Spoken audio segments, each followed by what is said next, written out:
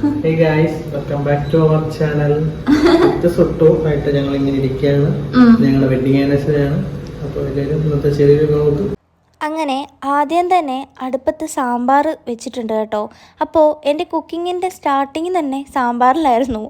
ശരിക്കും ഒന്ന് ആലോചിച്ച് നോക്കിയേ, നമ്മുടെ കുട്ടിക്കാലത്തൊക്കെ നമുക്ക് എന്തെങ്കിലും ആഘോഷങ്ങൾ എന്ന് പറയുന്നത് ഓണമായാലും ക്രിസ്മസ് ആയാലും എല്ലാം ആഘോഷം തുടങ്ങുന്നത് തന്നെ നമ്മളെന്തെങ്കിലും കളിക്കുകയും അതുപോലെ തന്നെ നമുക്ക് പുതിയ ഡ്രസ്സ് അതൊക്കെയാണ് ആഘോഷം. നമ്മളൊന്ന് മുതിർന്ന് കഴിയുമ്പോൾ നമ്മുടെ ആഘോഷങ്ങൾ ശരിക്കും എന്താണ്? ഭക്ഷണം വെക്കുക, നാളെ എങ്ങനെ എന്തായിരിക്കും സ്പെഷ്യൽ, അതൊക്കെയല്ലേ നമ്മുടെ ആഘോഷങ്ങൾ. ശരിക്കും ഒന്ന് ആലോചിച്ച് നോക്കിയേ, ഇതേ സംഭവം പണ്ട് +1 പഠിക്കുന്ന ടൈമിൽ ഞങ്ങളുടെ ഒരു ഇംഗ്ലീഷ് ടീച്ചർ പറഞ്ഞത് എനിക്ക് ഓർമ്മയുണ്ട് കേട്ടോ. പിള്ളേരെ, ഇപ്പം നിങ്ങൾ വേണമെങ്കിൽ ഓണവും ക്രിസ്മസൊക്കെ അങ്ങ് ആഘോഷമാണ്, മുതിർന്ന് കഴിയുമ്പോൾ നിങ്ങൾക്ക് അതിന് പറ്റത്തില്ല എന്നുള്ളത്.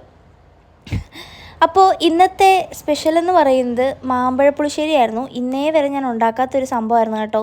അങ്ങനെ കുറേയൊക്കെ ഭക്ഷണങ്ങൾ എന്ന് വെച്ചാൽ മീൻ പൊരിച്ചതൊക്കെ നമ്മൾ ഡെയിലി ഉണ്ടാക്കുന്നതാണല്ലോ. അതുപോലെ തന്നെ ക്യാബേജ് തോരൻ ഞാൻ ഇതേവരെ വെച്ചിട്ടില്ല. അങ്ങനെ അത് മാമ്പഴ പുളിശ്ശേരി അങ്ങനെ കുറച്ച് സ്പെഷ്യൽ സാധനങ്ങളൊക്കെ വെച്ചിട്ടുണ്ടായിരുന്നു കേട്ടോ. അപ്പോൾ നിങ്ങളൊക്കെ എങ്ങനെയാണ് ആഘോഷങ്ങൾ എന്നുള്ളത്? ഇന്ന് ശരിക്കും വെഡ്ഡിങ് ആനിവേഴ്സറി ഞങ്ങളുടെ 2 വർഷം എങ്ങനെയോ പടച്ചോൻ്റെ കൃപ കൊണ്ട് നല്ല സന്തോഷവും സങ്കടങ്ങളും നിറഞ്ഞ ഒരുപാട് അനുഭവത്തിൽ കൂടി കടന്നു പോയിട്ടുണ്ട്.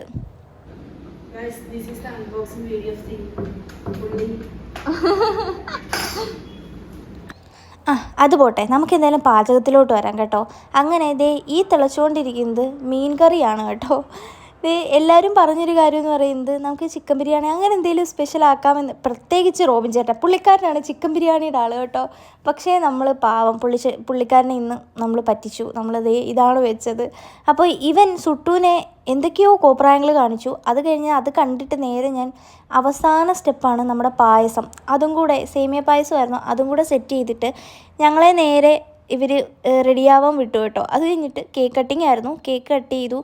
നല്ല രസമായിരുന്നു. കുറേ ആൾക്കാർ നമ്മുടെ കൂടെ നിന്ന് നമ്മുടെ സന്തോഷങ്ങളൊക്കെ പങ്കിടാൻ. ശരിക്കും അത് വേറൊരു റിലാക്സേഷനാണ്, വേറൊരു ഹാപ്പിനെസ്സാണ് നമുക്ക് തരുന്നത്. കേക്ക് കട്ടിങ് ഒക്കെ കഴിഞ്ഞ് നേരെ ഭക്ഷണത്തിലോട്ടാണ് അടുത്ത പരിപാടി എന്ന് പറയുന്നത്.